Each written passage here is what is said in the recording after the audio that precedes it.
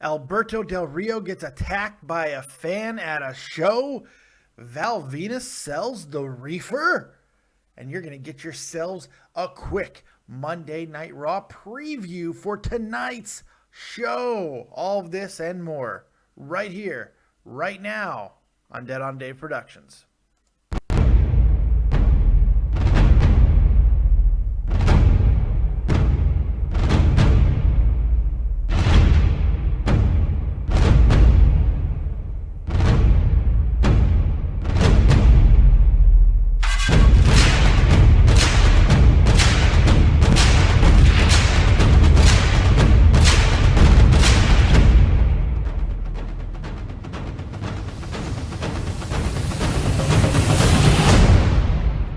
What's going on, everyone? Welcome back to the channel. It's your boy, Dead on Dave, and I just want to let you know that this episode of your wrestling roundup for the week is brought to you by Real Talk, the Metaformicized brand new album, Black Mozart, coming out December 17th, 2015, and we're going to do the release party right here on Creators Corner on Dead on Dave Productions, December 17th. Going to be a blast. If you want to get your copy, you can go check it out at www.bandcamp.com for $9. All that hip-hop goodness for just $9. Take my money, please.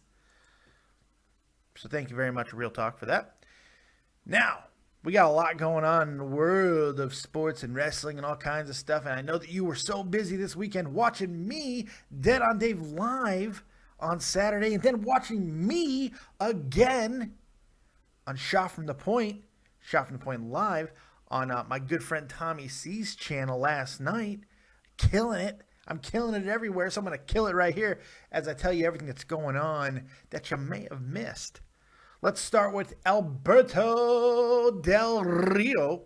While finishing up some commitments that he had after he jumped ship back to that horrible corporation, WWE, he was finishing up a little bit of obligation that he had in Puerto Rico, and apparently a fan was not happy with him. Alberto, there's a video. It's awesome.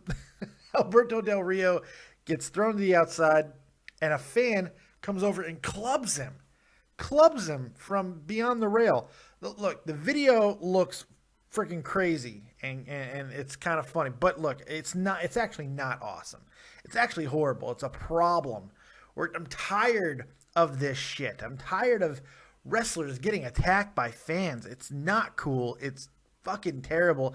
And it's going to escalate into something even worse. Someone's going to get seriously hurt. Because here's the reality. A lot of the average fans that are throwing punches and jumping rails, they don't know what they're getting into if one of these wrestlers really want to snap them in half like a fucking Slim Jim. It could happen relatively easily. So, I don't know. I don't like this stuff, man. It's scary. It's not cool. I don't like wrestlers being in danger. I don't like fans being in danger. It's just not my cup of tea. That is faux show. But it's real simple. The specifics go like this. He was wrestling in Puerto Rico for World Wrestling Council. World Wrestling Council. Let's just go with the WWC. And he was wrestling at their event Lockout at the Ruben Rodriguez Coliseum. And he had a match against Ray Gonzalez. And boom, he gets attacked by a fan. It's friggin' ridiculous. The fan got a few good shots in, and they were like forearm clubbing blows. It's just, what is the point of this? Why put your hands on somebody like that? It just, my God. And Del Rio is actually a little bit of a badass. He actually knows quite a few different disciplines. He could kill this fan. So you keep your hands and feet to yourself, children. Stop attacking wrestlers. What the hell's the matter with you? On a more lighter note, on a higher note. Yes, Val Venis. Hello, ladies. Better known also as Sean Morley. He's selling weed, man. But not in the way that you would think that a former wrestler. I apologize. Val Venis, you're my boy. I didn't mean washed up. I'm sure you don't care. I'm a fat guy. I'm a washed up soldier who gives a shit. Val is now running a medical marijuana dispensary, Health for Life dispensaries in Arizona, man. A lot of times when you hear about a wrestler that is no longer in the business selling drugs, it's usually not in a controlled environment and following the rules of the law. So golf clap to Val Venis. Hey, man, sometimes the best green will make you that green, and that's what he's doing. He's probably selling, smelling, and smoking that weed too, as he's laughing all the way to the bank. You see what? All kinds of good double puns in there. Oh, you only get that here. You only get that here. Well, you get much better ones at other places, but hey, stay here. So you got that. Val Venis sells the reefer. Pretty interesting. Any of you guys watching from Arizona, go to medical marijuana dispensary, man. Go to the Health for Life dispensaries in Arizona. I don't know where. Just keep walking around. Is this the one where Val Venis homes? Does he run this place? Can I have a picture with Val, please? That'd be great. And put it on Twitter and tag me. Boom. So everybody is, we're segueing. Everybody is talking about the Dewey Foley situation. Coming on to WWE as a creative writer's assistant and all of this stuff. I don't think people really understand what this entails. He's going to be a glorified runner. He's going to be taking scripts to wrestlers and kind of going over what they're supposed to do. He's going to be working on a very part-time basis. And really, as we know right now, it's only going to be from about January to WrestleMania. Now, this is a foot in the door.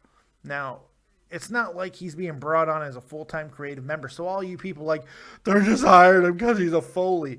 While that might be true, it's not like he's being brought on to be the next head writer of SmackDown. No, that belongs to Ranjin Singh. Yes, that Ranjin Singh. Arab Bischoff. That's right. Triple H said it, not me. But yes, the Foley name may have gotten his foot in the door, but what he does now is going to determine if he's going to become a writer or a hack. You know, and I wish nothing but the best for Dewey Foley. Lord knows the WWE needs some help in creative right now. They need some new minds. They're freaking out. They're doing polls now, man. Like a lot of polls. They're freaking out. They don't understand. They don't get it. Well, Vince and Kevin doesn't get it. I think everybody else seems to understand. Yeah, I'm even talking about some of the older guys that have been around for a long time. They understand what's going on. Triple H certainly has his finger on the pulse, and we see that every week with NXT. It's Vince and Kevin that really needs a little bit of a refresher course. I don't know. But hopefully, Mr. Foley, Dewey, will be able to inject some life, and I hope that it works out well for him. I really do. More sad news for AJ Styles. This is just getting ridiculous. AJ can't stay healthy. He's actually been on one of the best tears of his life, of his wrestling career. He's making money. He's traveling the world. He's holding titles. He's defending titles. He's wrestling with some of the biggest names on the international circuit. He's killing it. But unfortunately, his body is starting to betray him at 39 years old. He's suffering with a herniated disc, which he thought that he can rehab and go with a day-to-day diagnosis. Oh no. And I'm hoping he doesn't have to have surgery. If he does, this could be the end of the road for AJ Styles, which is a damn shame because we never got to see him at his best, the best version of him in WWE, which would have been nice. But I don't think it's ever going to happen now. Now, on the flip side of that, after he gets back, after he gets healthy, if he does decide, to have a surgery, I'm talking about extreme worst case scenario because he's still scheduled for matches. We don't know if he's going to be able to fill those commitments, but we'll see. Now, I'm talking worst case scenario. If he has the surgery, if he has to get this back fixed up, and maybe it's even worse than they thought, maybe this is the end of the line. But on the flip side of that, like I was trying to say before I flubbed it all up, if he does come back from all of this, maybe this is the push that he needs. Like, maybe I should do this now. Maybe I should just go sign with WWE now, get it over with. Let's just do it and see what happens because this sucks. AJ's too good to not have some kind of an event on NXT or WWE or something. I really like to see him in that, but probably not. So All the best to AJ Styles. Hope he feels better. Those of you wondering about a status of another injured guy, how about Daniel Bryan, man? All this stuff going on with Mr. Bryan. He's cleared by one doctor, but he's not cleared by the WWE doctor. Joseph Maroon, the WWE's neurosurgeon, who's having all kinds of issues right now due to that Will Smith movie, Concussion. Whoo, he's being torn to pieces over that shit, let me tell you. But yeah, Joseph Maroon is coming under fire, but he will not clear Daniel Bryan to wrestle again. So those of you who think that Daniel Bryan is just sitting on his ass, no, he is trying to get their opinion diagnosis, all these things going on, but he's also continuing to train. And Ben Henderson has reported, yes, the former UFC champion Ben Henderson is reporting that at his gym, Mr. Daniel Bryan comes in and trains jiu-jitsu with his jiu-jitsu coach, John Crouch. So that's pretty cool. Daniel Bryan is and he's made reference to this in his interviews and stuff, but everyone thinks it's full of shit. Ben Henderson said he's pretty damn good. Now, of course, the obvious speculation is Daniel Bryan's going to UFC. Pump the brakes. Pump the brakes. I don't see that happening. Daniel Bryan would never crack the door. He's got way too many injury problems. He's just so small. You think he's small for wrestling? You know how much weight he'd have to cut? Because he wrestles at 225 pounds, that would put him in the heavyweight division. He'd get killed. He's shorter than me. He'd get killed. And it's not indictment on Daniel Bryan. It's just a reality. I mean, it's just a fact of nature. He's probably going to get hurt. And with all of his concussion needs, look, this is just him doing his thing and becoming a major, working on his game, adding another tool to the toolbox. Nothing wrong with that. Now, look, I understand that if he were to go professional, which there's no indication that he wouldn't be fighting at heavyweight, obviously. He'd be like CM Punk, and he would go down to weight. We still don't know where CM Punk's going to fight. But Daniel Bryan, I can't see Daniel Bryan going to 170 pounds. I couldn't see it happening. I just don't think it would work. Besides, I don't know how much of a draw he'd be. Yes, Daniel Bryan has a big name. And I think for the first fight, so does CM Punk. People want to see CM Punk is an interesting draw and a study because of who he is as far as his controversy and all of that. Daniel Bryan, his controversy is only that he can't stay healthy long enough to capitalize on any of the opportunities that he finally works to get. That's a different situation. And neither one of them is a draw like Brock Lesnar was a draw, in the UFC. Brock was not a draw because he was Brock Lesnar.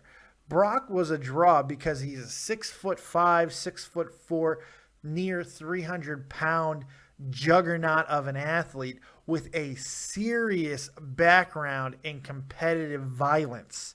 Okay, that's the reason, accompanied with his name, that he was such a draw in the UFC. Daniel Bryan and CM Punk, they're draws for different reasons and not as big in the UFC. Wrestling fans will come out one time, but I don't know if they're going to continue to buy especially if they lose, which they probably would. I don't know if they'll continue to buy like they did for Brock Lesnar. But we'll see. If Daniel Bryan never gets back into a wrestling ring, it'd be interesting to see if he would decide to give competitive mixed martial arts a go. I doubt it, but it's good to know that he's still doing his thing. Finally, the last thing we have is what I promised you. Quick Monday Night Raw preview for tonight, man. There's all kinds of stuff going on. Kevin Owens will be back tonight. He's fine now. He's not sick. They should be continuing to further the feud with Dean Ambrose. We'll see if that continues. Will he join the League of Nations? Who knows? That's an interesting storyline for tonight. Becky and Charlotte, are they going to continue their weird road? Charlotte alienated everybody. They're really talking about, they're teasing the heel turn for Charlotte. Is that going to continue tonight? I certainly hope so. I think it works. More Ric Flair kind of influencing her. Because if you're going to go the Ric Flair route, you're already doing so many, Ric Flair gestures and everything. Go balls out with it. Go balls out with it and just have her be Ric Flair, which, let's face it, is a bad guy, plain and simple. And that's what she needs to do. And the other big news and note outside of how much are we going to get of Roman Reigns tonight is the Dudley Boys over the weekend tweeting out that they've been in contact with yet another ECW brethren, and they'll be there tonight. So a fourth person will be added to the Wyatt ECW now feud. The question is, who is it gonna be? Is it gonna be Spike Dudley? That's the long shot, but maybe the most impactful. Rob Van Dam makes an awful lot of sense. It's been a while since he's returned, and he's a huge name, huge pop. It would work quite well. Rhino makes sense because he's already in the company, and he's big, so he would make sense in that regard as well. But I don't see how exciting that's going to be, especially considering how he was used at NXT. They've kind of rebuilt him as this new entity, and he's a bad guy and all this stuff. So I don't know how well that would work. There's a few other outside possibilities, but those are the big ones for me, and we'll see what happens. Should be very interesting. Or not. I mean, look, this ECW revival has happened so many times, and basically every organization around the world. There is a problem with it, though, and that's because wrestling as a whole is being catered to 9 and 10-year-olds who weren't alive when ECW was relevant. They weren't alive when ECW was ECW, you know? So they're like, all right, my dad's clapping, so I'll clap. Yay, Daddy, like these guys. Woo! I don't know. And for us, we just note how old they're looking and how not great they are anymore. And yes, the nostalgia is still there, but are we getting kind of tired of it? Is it running its course? And we know the Wyatts are going over. There's no way the Dudleys win this feud, right? Please tell me, folks, that there is no way that the Dudleys go over the Wyatts. The Wyatts cannot lose to them, too. Oh, boy. I don't know. Other than that, that's all I got. Make sure that you check me out tonight after Monday Night Raw. Right after Monday Night Raw. I might eat a pepper. I might play with a dildo. Who knows? Probably not. I'll just do a review and take all your calls and questions because I'm rather a straight-up guy. I'm boring. Make sure you check me out live tonight after Monday Night Raw. We're going to take your questions. We're going to take your calls. We're going to do the copious review and looking forward to it. Other than that, that's all I got to go because all I got to say right now. Because, God, help me out. Steve, help me out. Dance monkey. Thank you, Steve. Thank you guys very much for joining me. We'll see you next time right here on Dead on Dave Productions. Like, subscribe, and share. And as always, if you don't have talent, have talented friends. Make sure you check out Tommy C tonight in the crease on Shot from the Point. Jack Malay will be there tonight, I believe. So go check that out. We'll see you next time. Peace. Keep it copious.